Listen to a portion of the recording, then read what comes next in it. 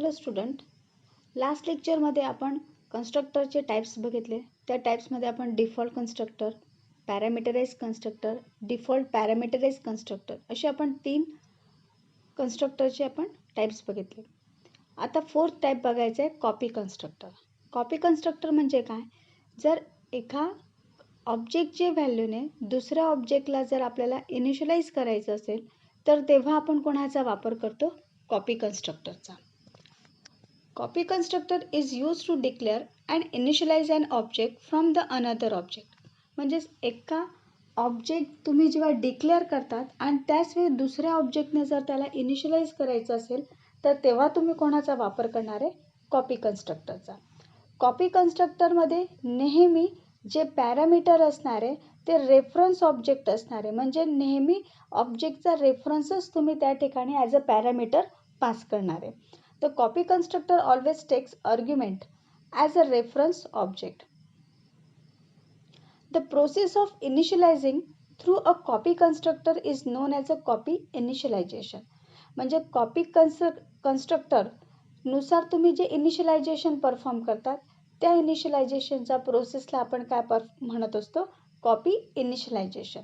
तर copy initialization केव्हा होते? का जेव्हा तुम्ही एखादा क्लासचा ऑब्जेक्ट क्रिएट करताय त्याच वेळी त्याच क्लासचा दुसऱ्या ऑब्जेक्टने तुम्ही त्याला इनिशियलाइज करतात किंवा असाइन करतात. या प्रोसेसला आपण काय म्हणतो? Copy initialization. आता कॉपी कन्स्ट्रक्टर आपण कुठल्या कुठल्या सिच्युएशनमध्ये वापरत असतो? फर्स्ट सिच्युएशन काय आहे? The initialization of an object by another object of the same class. एखादा ऑब्जेक्टला इनिशियलाइज करण्यासाठी त्याच क्लासच्या ऑब्जेक्टने इनिशियलाइज करण्यासाठी आपण कॉपी कन्स्ट्रक्टरचा वापर करतो. Returns of object as by value parameter of function. जर तुम्हाला एखादा ऑब्जेक्ट रिटर्न करायचा असेल तर तेव्हा तुम्ही सुद्धा कोणाचा वापर करणार आहे? Copy constructor. Stating object as by value parameter of a function. म्हणजे फंक्शनचं जे व्हॅल्यू पॅरामीटरनुसार जर तुम्हाला ऑब्जेक्टला स्टेट करायचं असेल तर तेव्हा सुद्धा तुम्ही कोणाचा वापर करणार आहे? कॉपी कन्स्ट्रक्टरचा वापर करणार आहे. मग कॉपी कन्स्ट्रक्टर डिक्लेअर कसं करायचं? त्याचा सिंटॅक्स काय आहे? तो कॉपी कन्स्ट्रक्टरचा सिंटॅक्स आहे क्लास नेम, राऊंड ब्रॅकेटमध्ये क्लास नेम आणि इथं वापरले आपण अँड PTR. अँडचा अर्थ काय होतो? रेफरन्स. ऑब्जेक्टचा रेफरन्स तुम्ही ॲज अ पॅरामीटर या ठिकाणी वापरत आहात. या गोष्टीला आपण काय म्हणतो? Copy constructor. हे जे डिक्लेरेशन लिहिलेले आउटसाइड क्लास डेफिनेशनमध्ये आपण कशा पद्धतीने लिहितो ते मेन्शन केले. Class name, scope resolution, class name, constructor name आणि क्लास नेम ऑलवेज सेम असतं. म्हणून क्लास नेम, राऊंड ब्रॅकेटमध्ये क्लास नेम अँड पॉइंटर. आता इथं पण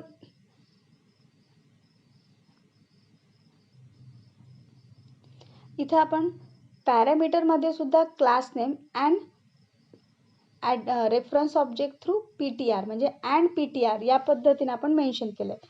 इथं class name same class name असायला पाहिजे कारण आपण त्याच क्लासच्या ऑब्जेक्टने त्याला काय करत असतो? इनिशियलाइज करत असतो. म्हणून पॅरामीटरमध्ये पण त्याच क्लासचा ऑब्जेक्ट पाहिजे पण तो ऑब्जेक्ट कसा असायला पाहिजे? रेफरन्स ऑब्जेक्ट असायला पाहिजे. नेक्स्ट, हे डेमॉन्स्ट्रेट करण्यासाठी आपण एक छोटासा प्रोग्राम बघणार आहे का ज्याच्यामध्ये तुम्ही कॉपी कन्स्ट्रक्टरला प्रॉपर डेमॉन्स्ट्रेट करू शकतात. एक क्लास घेतला आपण रेक्टँगल नावाचा, ज्यात प्रायव्हेट सेक्शनमध्ये आपण फ्लोट हाईट आणि फ्लोट विड्थ असे 2 प्रायव्हेट डेटा मेंबर डिक्लेअर केले. पब्लिक सेक्शनमध्ये आपण rectangle, round bracket open close आणि कर्ली ब्रास ओपन क्लोज म्हणजे हा मी जो लिहिला आहे हा डिफॉल्ट कन्स्ट्रक्टर लिहिलेला आहे. दुसरा मी कन्स्ट्रक्टर लिहिला rectangle float H, float W. हा पॅरामीटराइज कन्स्ट्रक्टर लिहिला आहे आणि यामध्ये काय केलं आपण? जे आपले मेंबर आहेत हाईट आणि विड्थ यांच्या व्हॅल्यू आपण इनिशियलाइज केल्या. हाईट इक्वल टू H आणि विड्थ इक्वल टू W. याच्या वेळेस आपण कोणाचा वापर केला? पॅरामीटराइज कन्स्ट्रक्टरचा. आता खालती आपण जो लिहिला आहे हा कॉपी कन्स्ट्रक्टर आहे बघा. रेक्टँगल हा क्लास नेम आहे आणि त्याला पॅरामीटर आपण रेक्टँगल अँड पी आपण या पद्धतीने त्याला पॅरामीटर पास केलं आहे. अँड पीचा अर्थ काय, रेफरन्स ऑफ पी, म्हणजे पीचा रेफरन्स आपण त्या ठिकाणी पास केलेला आहे. आता या ठिकाणी आपण जे हाईट आणि विड्थ हे जे दोन मेंबर आहेत त्यांना इनिशियलाइज कसं करणार आहे, height equal to P dot height, म्हणजे हा जो पी रेफरन्स व्हेरिएबल आहे याच्या थ्रू आपण त्याचे मेंबर ॲक्सेस करणार आहे. Height equal to P dot height, width equal to P dot width, या पद्धतीने आपण ते मेंबर इनिशियलाइज केले. शो मेथडमध्ये हाईट आणि विड्थ दोघांना आपण काय केले, डिस्प्ले केले आणि हा प्रोग्राम इथं आपण कंप्लीट केला आहे. तर मेनमध्ये काय केलेलं आहे, आपण रेक्टँगलचा बुक वन ऑब्जेक्ट तयार केला, त्याच्यात 10 आणि 20 असे दोन पॅरामीटर पास केले, म्हणजे 10.0 अँड 20.0 दोन फ्लोट व्हॅल्यू आपण पास केले. जेव्हा तुम्ही बुक वन हा ऑब्जेक्ट क्रिएट करणार आहे तेव्हा तो ॲटोमॅटिकली कोणाला कॉल करणार आहे, तेव्हा तो हे पॅरामीटराइज कन्स्ट्रक्टर जो आहे त्याला तो कॉल करेल आणि 10 व्हॅल्यू एचमध्ये स्टोअर करेल, 20 व्हॅल्यू ही डब्ल्यूमध्ये स्टोअर करेल. आणि जो बुक वन नावाचा ऑब्जेक्ट आहे त्याच्या हाईट आणि विड्थमध्ये तो 10.0 अँड 20.0 व्हॅल्यूने त्यांना इनिशियलाइज करेल. नेक्स्ट ऑब्जेक्ट आपण तयार केला रेक्टँगल बुक टू आणि राऊंड ब्रॅकेटमध्ये आपण काय पास केलेला आहे, बुक वन. जेव्हा तुम्ही हा जो बुक वन ऑब्जेक्ट आहे हा बुक टूला पास करतात यावेळी तो कॉपी कन्स्ट्रक्टरला कॉल होतो आणि बुक वनचा रेफरन्स या पीमध्ये स्टोअर होईल आणि बुक वनच्या हाईटची व्हॅल्यू बुक टूच्या हाईटला असाइन होईल आणि बुक वनच्या विड्थची व्हॅल्यू बुक टूच्या विड्थला असाइन केली जाईल. या पद्धतीने तो कॉपी कन्स्ट्रक्टरने इनिशियलाइज करेल. तिसरा लिहिला आपण बघा rectangle book three equal to book one. इथं आपण बुक थ्री नावाचा ऑब्जेक्ट तयार केला आहे आणि त्याला पण आपण इनिशियलाइज बुक वनने केले. या दोघंही वेळेस तो कोणाला कॉल करणार आहे, कॉपी कन्स्ट्रक्टरला. कॉपी कन्स्ट्रक्टर केव्हा केव्हा कॉल होतो का, ज्यावेळेस तुम्ही क्लासचा ऑब्जेक्ट डिक्लेअर करताय आणि त्याच वेळी त्याच क्लासच्या दुसऱ्या ऑब्जेक्टने तुम्ही त्याला इनिशियलाइज करत असाल तर त्यावेळी कॉपी कन्स्ट्रक्टर कॉल होतो. मग या दोघंही सिच्युएशनच्या वेळेस कॉपी कन्स्ट्रक्टर कॉल होईल, कारण बुक टू हा ऑब्जेक्ट तुम्ही जेव्हा डिक्लेअर करताय तेव्हा तुम्ही बुक वनने त्याला इनिशियलाइज करताय. सिमिलरली बुक थ्री जेव्हा तुम्ही डिक्लेअर करताय तेव्हा बुक वनने तुम्ही त्याला इनिशियलाइज करताय किंवा असाइन करताय. या दोघंही सिच्युएशनला कॉपी कन्स्ट्रक्टर तुमचा कॉल होईल.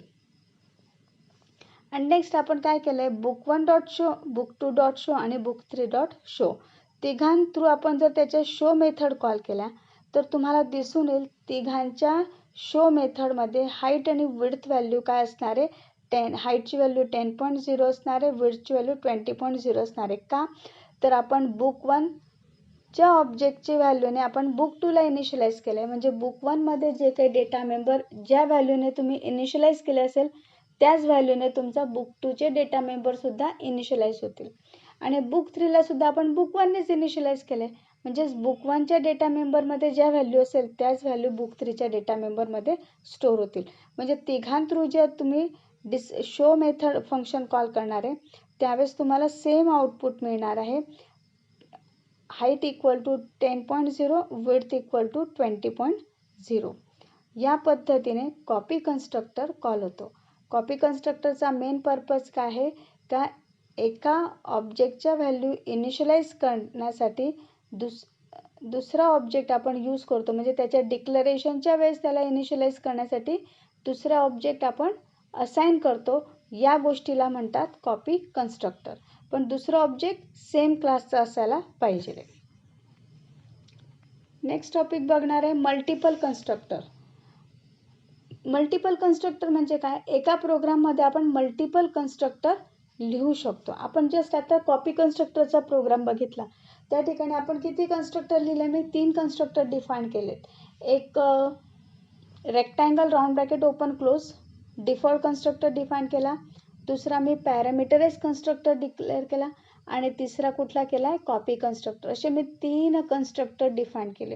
म्हणजे एकाच क्लासमध्ये जर एकापेक्षा जास्त कन्स्ट्रक्टर तुम्ही डिफाईन केले असतील तर त्याला म्हणतात मल्टिपल कन्स्ट्रक्टर.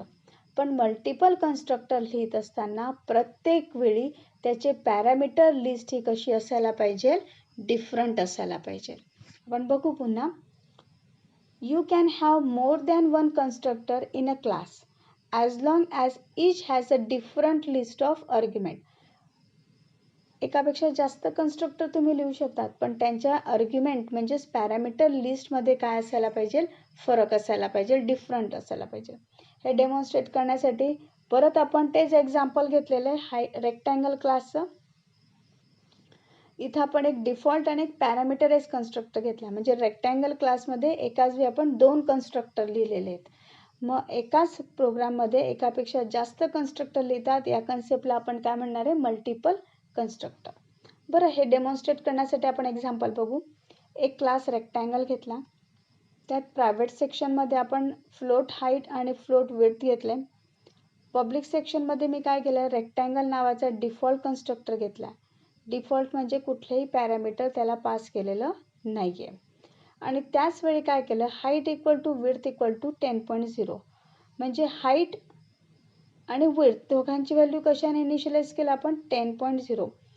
विड्थला 10.0 व्हॅल्यू असाइन होईल आणि तीच व्हॅल्यू हाईटला सुद्धा असाइन होईल. म्हणजे हाईट आणि विड्थ दोघांची व्हॅल्यू काय असणार आहे तुमची, 10.0. आपण नेक्स्ट कन्स्ट्रक्टर घेतला आहे rectangle float H float W. आणि इथं काय केलं, height equal to H width equal to W. या पद्धतीने तुम्ही त्याला इनिशियलाइज केलं. आणि शो मेथड घेतलेली आपण, आणि शो मेथडमध्ये हाईट आणि विड्थ दोघांच्या व्हॅल्यू आपण काय केलं आहे, डिस्प्ले केलं आहे. येते लक्षात. म्हणजेच आपण एका प्रोग्राममध्ये एक रेक्टँगल आणि दुसरं असे 2 कन्स्ट्रक्टर कॉल केले. एक डिफॉल्ट कन्स्ट्रक्टर कॉल केलेलं आहे आणि एक पॅरामीटराइज कन्स्ट्रक्टर. आता आपण यांना कॉल कशा पद्धतीने करायचं आहे. आता मेनमध्ये आपण काय केलं, रेक्टँगलचा बुक नावाचा ऑब्जेक्ट क्रिएट केला. जेव्हा बुकला मी कुठलंच पॅरामीटर पास करत नाही, तो बाय डिफॉल्ट कोणाला कॉल करणार आहे, डिफॉल्ट रेक्टँगलला कॉल करेल आणि त्याच्या हाईट आणि विड्थला 10ने इनिशियलाइज करेल. जेव्हा मी रेक्टँगलचा इरेजर नावाचा ऑब्जेक्ट तयार करते तेव्हा मी 2 व्हॅल्यू पास करते, 10.0 आणि 20.0. तेव्हा तो कोणाला कॉल करेल, पॅरामीटराइज कन्स्ट्रक्टरला कॉल करेल. म्हणजे हे कंपाईल टाईमला डिसाईड केलं जातं की तुम्ही कसे पॅरामीटर पास करणार आहे, त्यानुसार तो कुठलं कन्स्ट्रक्टर कॉल होणार. तुम्ही कितीही कन्स्ट्रक्टर लिहिले पण एका वेळी फक्त एकच कन्स्ट्रक्टर कॉल होतो. तुम्ही ज्या पद्धतीने पॅरामीटर पास करणार आहे त्यानुसार तो ते कन्स्ट्रक्टर कन्सिडर करून एक्झिक्यूट होतो. जर तुम्ही रेक्टँगलचा बुक हा ऑब्जेक्ट तयार करताय, कुठलंच पॅरामीटर पास केलं नाही, तर तो डिफॉल्ट कन्स्ट्रक्टर फक्त रेक्टँगल या कन्स्ट्रक्टरला कॉल करेल. हे पॅरामीटराइज कन्स्ट्रक्टर त्यावेळेस एक्झिक्यूट करणार नाही. जेव्हा तुम्ही रेक्टँगलचा इरेजर नावाचा ऑब्जेक्ट तयार करताय आणि व्हॅल्यू पास करताय 10,20. आता इथं 2 पॅरामीटर आहे, मग तो इथं मॅच करेल. इथं 2 पॅरामीटर कुठे आहे, या ठिकाणी. तर हे फंक्शन तो एक्झिक्यूट करेल. तेव्हा हे वरचं जे डिफॉल्ट पॅरामीटराइज कन्स्ट्रक्टर आहे तो एक्झिक्यूट करणार नाही. हे एक्झिक्यूट करेल फक्त पॅरामीटराइज कन्स्ट्रक्टर.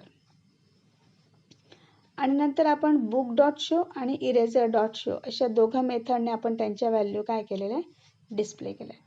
या कन्सेप्टला काय म्हणतात, मल्टिपल कन्स्ट्रक्टर. मल्टिपल कन्स्ट्रक्टर कोणाला म्हणणार आहे, क्लासमध्ये एकापेक्षा जास्त कन्स्ट्रक्टर जेव्हा तुम्ही लिहितात त्या गोष्टीला आपण काय म्हणतो, मल्टिपल कन्स्ट्रक्टर. पण मल्टिपल कन्स्ट्रक्टर लिहित असताना प्रत्येक कन्स्ट्रक्टरचं पॅरामीटर हे कसं असायला पाहिजे, डिफरंट असायला पाहिजे. म्हणजे नंबर ऑफ पॅरामीटर किंवा टाईप ऑफ पॅरामीटर हे डिफरंट असायला पाहिजे. नेक्स्ट बघणार आहे आपण डिस्ट्रक्टर. बरं, कन्स्ट्रक्टर तुम्ही बघितलं. कन्स्ट्रक्टरचं वर्क काय आहे की ऑब्जेक्टच्या व्हॅल्यू इनिशियलाइज करण्यासाठी आपण कोणाचा वापर करतो, कन्स्ट्रक्टरचा वापर करतो. डिस्ट्रक्टर काय आहे, अपोजिट कन्स्ट्रक्टरचं अपोजिट आहे. कन्स्ट्रक्टर व्हॅल्यू इनिशियलाइज करण्यासाठी वापरला जातो, तर डिस्ट्रक्टरचं व्हॅल्यू यूज काय आहे की मेमरीमधून त्यांना डिअलोकेट करण्याचं, डिस्ट्रॉय म्हणजे रिलीज करण्याचं काम कोणाचं आहे, डिस्ट्रक्टरचं आहे. म्हणजे कन्स्ट्रक्टर आणि डिस्ट्रक्टर दोघं अपोजिट वर्क करतो. कन्स्ट्रक्टरमुळे जे काही कन्स्ट्रक्ट केले असेल, इनिशियलायझेशन झालं असेल, त्यांना डिस्ट्रॉय करण्याचं काम कोण परफॉर्म करतो? डिस्ट्रक्टर. डिस्ट्रक्टर विषय बघू आपण. Destructor is a use to destroy object that have been created by constructor. जे ऑब्जेक्ट कन्स्ट्रक्टर थ्रू क्रिएट झालेलं असेल त्यांना डिस्ट्रॉय करण्याचं काम कोण परफॉर्म करतं? डिस्ट्रक्टर. बरं, कन्स्ट्रक्टर काय आहे? कन्स्ट्रक्टरचं नेम आणि क्लास नेम सेम असतं. डिस्ट्रक्टरचं नेम आणि क्लास नेम पण सेम असतं. फरक काय आहे का डिस्ट्रक्टरच्या नावापुढे टिल साइन असतं. कुठली साइन असते? Tilde sign. Like a constructor, destructor is a member function whose name is the same as the class name but is preceded by tilde sign. It is good practice to declare destructor in a program since it releases memory space for the further use.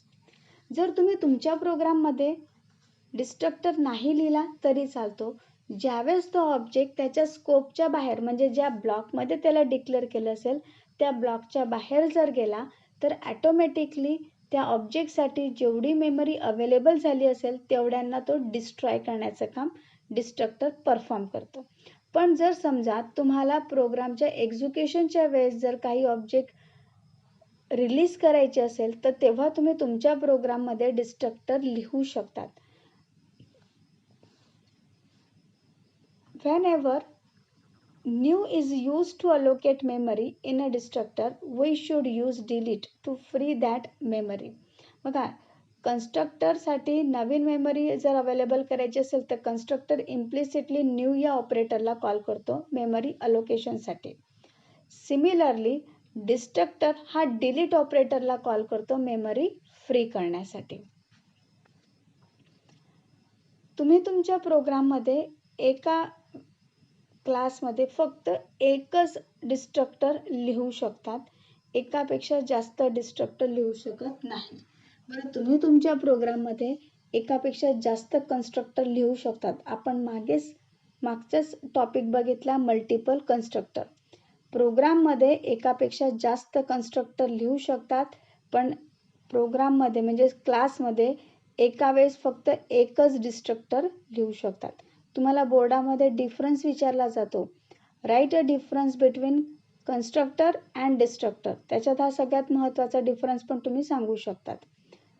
पहिला difference तुम्ही काय सांगणार आहे की constructor name same as class name, destructor name is same as class name but preceded tilde sign. Constructor use to allocate memory, destructor काय करतो? Use to release memory. Constructor new ऑपरेटरला call करतो memory अलोकेशनसाठी, destructor delete ऑपरेटरला call करतो memory destroy करण्यासाठी. Next लिहू शकतात, एका क्लासमध्ये मल्टिपल कन्स्ट्रक्टर वापरू शकतात, एका क्लासमध्ये एकच डिस्ट्रक्टर वापरू शकतो. अजून याच्या व्यतिरिक्त तुम्ही लिहू शकतात. बरं, कन्स्ट्रक्टर डिक्लेअर कसं करायचं त्याचं सिंटॅक्स आहे क्लास नेम आणि पब्लिक सेक्शनमध्ये टिल साइन. बघा, हे क्लास नेम आहे आणि त्याच्या पुढे ही जी लिहिले त्याला म्हणतात टिल साइन. जेव्हा तुम्ही क्लास नेम लिहितात त्याच्या पुढे जर टिल साइन लिहिलं तर त्याला आपण काय म्हणणार आहे? डिस्ट्रक्टर. या पद्धतीने तुम्ही डिस्ट्रक्टर डिफाईन करू शकतात क्लासमध्ये. फॉर एक्झाम्पल घेऊ, क्लास स्टुडंट घेतला, त्याच्या पब्लिक सेक्शनमध्ये स्टुडंट आणि त्याच्या पुढे टिल साइन म्हणजे स्टुडंट हा डिस्ट्रक्टर लिहिला आहे आणि त्याच्यामध्ये आपण जस्ट एक स्टेटमेंट लिहिले आहे सी आउट डिस्ट्रक्टर. म्हणजे जेव्हा डिस्ट्रक्टर कॉल येईल त्यावेळेस तुम्हाला डिस्ट्रक्टर हे स्टेटमेंट त्या ठिकाणी डिस्प्ले होईल. या पद्धतीने डिस्ट्रक्टर वर्क करतो.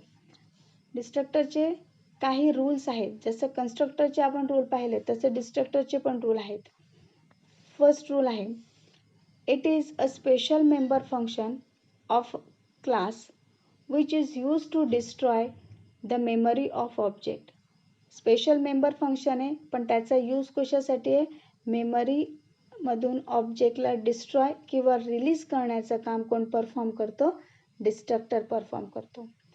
It's name is a same as class name but tilde sign preceding destructor. Class name आणि डिस्ट्रक्टरचं नेम पण सेम असतं पण त्याच्या पुढे काय असणार आहे? टिल साइन असणार आहे. It must be declare in public section. त्याला नेहमी तुम्ही कुठंच डिक्लेअर करायचं आहे? पब्लिक सेक्शनमध्ये. प्रायव्हेट सेक्शनमध्ये तुम्ही त्याला डिक्लेअर करू शकत नाही. It does not return any value, not even void. तो कुठलीच व्हॅल्यू रिटर्न करत नाही, इवन वॉइड सुद्धा रिटर्न करत नाही. It can be called explicitly also using delete operator. म्हणजे तो एक्सप्लिसिटली कॉल करू शकतात डिलीट ऑपरेटरचा वापर करून. Destructor do not have argument and return type. डिस्ट्रक्टरमध्ये पॅरामीटर पास करत नाही. जसे कन्स्ट्रक्टरमध्ये आपण पॅरामीटर पास करू शकतो. पॅरामीटराइज कन्स्ट्रक्टर लिहितात तुम्ही, त्याच्यानंतर कॉपी कन्स्ट्रक्टर लिहितात, डिफॉल्ट पॅरामीटराइज कन्स्ट्रक्टर लिहितात. पण डिस्ट्रक्टरमध्ये कुठल्याही प्रकारचे पॅरामीटर पास करू शकत नाही आणि डिस्ट्रक्टर कुठलीच व्हॅल्यू रिटर्न करत नाही. Destructor cannot be overloaded or inherited. डिस्ट्रक्टरला तुम्ही ओव्हरलोड करू शकत नाही किंवा इनहेरिट सुद्धा करू शकत नाही. हे सगळे काय होते? डिस्ट्रक्टरचे रूल. आणि डिस्ट्रक्टरला डेमॉन्स्ट्रेट करण्यासाठी आपण एक प्रोग्राम बघणार आहे. हा जो प्रोग्राम आहे तुमच्या बोर्ड एक्झाममध्ये पण विचारला जातो आणि हा प्रॅक्टिकलचा पण प्रोग्राम आहे. तुम्हाला प्रॅक्टिकल लॅबमध्ये हा प्रोग्राम करायचा आहे.